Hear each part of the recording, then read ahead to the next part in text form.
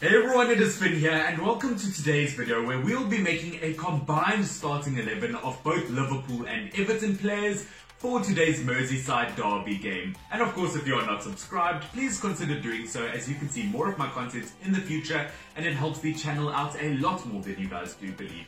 First position goalkeeper Jordan Pickford. Now I know Liverpool fans are probably freaking out that it's not Alisson Becker, but as Alisson Becker will miss the game due to injury, he is ineligible to put in the squad. So my choices are Adrian and Jordan Pickford. Now although Jordan Pickford isn't viewed to be as good as he was 2 years ago, and he still makes his fair amount of mistakes between the posts, he often still has heroic moments for Everton and can pull off world-class saves.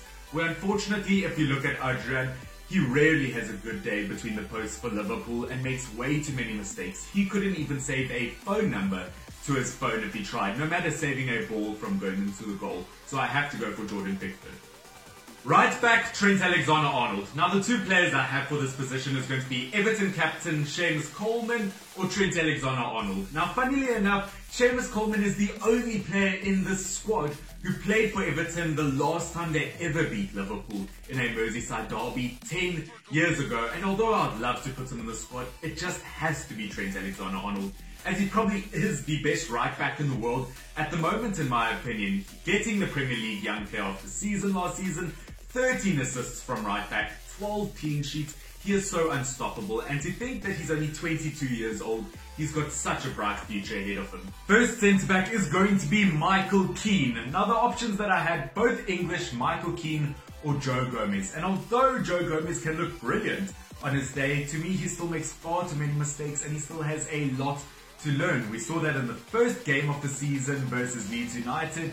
He didn't look that good in the centre-back position. He had poor positioning and his composure was way off. And unfortunately, I think he was a huge part of the reason to why Liverpool got such a bad loss versus Aston Villa. He did not look good in that game. And looking at the likes of Michael Keane, ever since he made his move from Burnley, look, the first season was not good at Everton. We all know that. But ever since then, he has managed to turn things around. He's been a very reliable centre-back for Everton, winning crucial tackles and even earning himself a contract extension at Everton until 2025. Second centre-back, Virgil van Dijk. Now obviously there is no competition here as it is between Yerry Mina and Virgil van Dijk. Now although Yerry Mina has really changed his game around and he has improved massively, Virgil van Dijk, probably Liverpool's best centre-back of all time and will go down in the history books. Second place in the Ballon d'Or, PFA Player of the Season. He captained his national team to a Nations League final. Virgil van Dijk will go down in the history books as one of the best centre-backs of all time and fits into the squad pretty easily.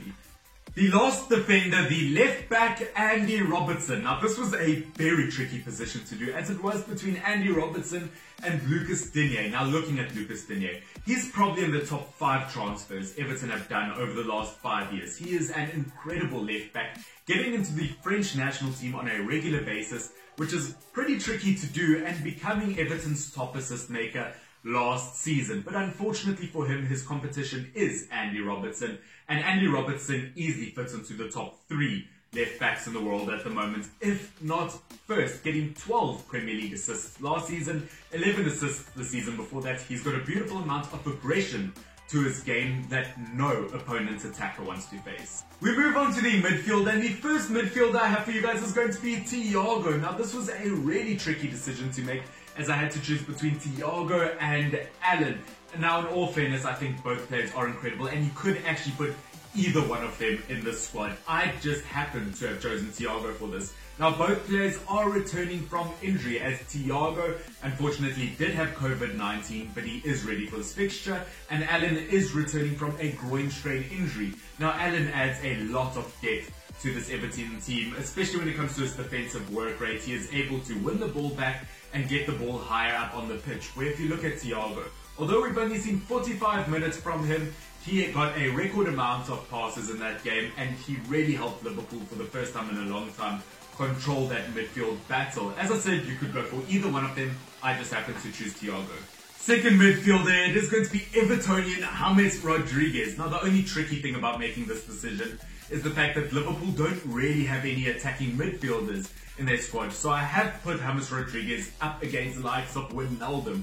Now, although Wijnaldum is a great player on his day, he strings passes well together, he is brilliant on the ball when it comes to skill, you cannot overlook James Rodriguez. Now, although James has played more of a right midfield role throughout the season so far, he is traditionally an attacking midfielder, and he's probably the most influential signing of the recent transfer window, getting 3 goals and 2 assists so far out of 4 Premier League games, and he is here to rejuvenate his career, and he's definitely going to be one to watch in this fixture. The final midfielder I have for you guys is going to be Doucouré. Now, this was another really tricky decision, as the players I had him pinned up against is Fabinho and Jordan Henderson. Now, looking at the likes of Fabinho, on his day, he can be a really good midfielder or even a centre-back, but unfortunately for me, I don't think he has lived up to the hype that he should have, and I do find that he often does underperform. And looking at Jordan Henderson, the Liverpool captain, yes, I think on any given day he's actually better than Doucouré, and he has improved so much over the last 2 years.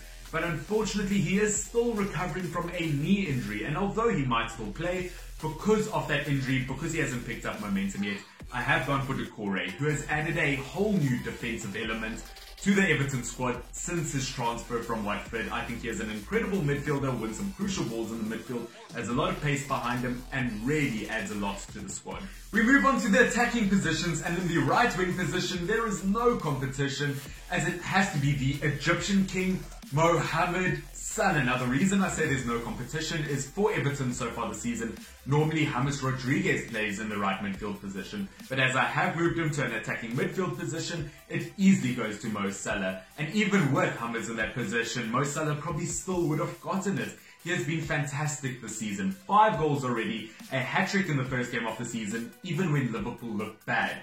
Mo Salah looks good. PFA Player of the Season award, getting 19 Premier League goals last season, 22 the season before, and 32 goals the season before that. He is the Egyptian king, and he makes it into the squad with ease. Striker position, Dominic Calvert-Lewin. Now look, if I had to do this video every year for the last 5 years, Firmino would have been in every single one of them, as he is a really good centre forward. He is a false 9, not a traditional striker. He creates beautiful link-up play for his teammates around him, and even for the national team, when he does play higher, he does really well. But unfortunately this year, it is going to be different, as Dominic Calvert-Lewin has really stepped up his game. 10 goals in all competitions already, getting a goal in his England debut, getting his first ever senior hat-trick for Everton, followed by his second senior hat-trick just a week later. Sorry Firmino, but it is going to go to Dominic Calvert-Lewin this time. The left wing and final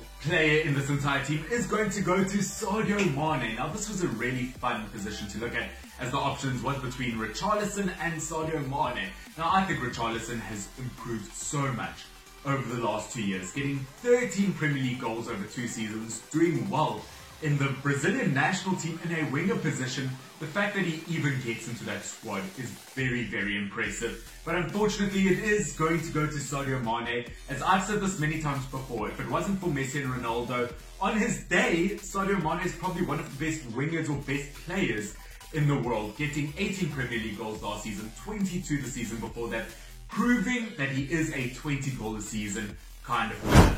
So guys, that is the squad that we do have. Now I want you guys to tell me in the comment section down below how well this squad would do in a Premier League season. Would they get a Europa League spot, Champions League spot? Would they win the Premier League? Tell me that down below. And once again guys, if you are not subscribed and you have enjoyed this video, please do consider subscribing, as it helps the channel out way more than you guys do believe, and I really do appreciate it. But guys, I hope you enjoy the Merseyside derby. This is Finn, and I love every single one of you. Stay awesome. Cheers. Bye. Unknown Brain, Marvin Devine. I'm saying bye to all the lies and all the times you cried, saying that I wasn't right, yet I was right by your side. You manipulator, playing games, your friends commentators, and I don't know what you say.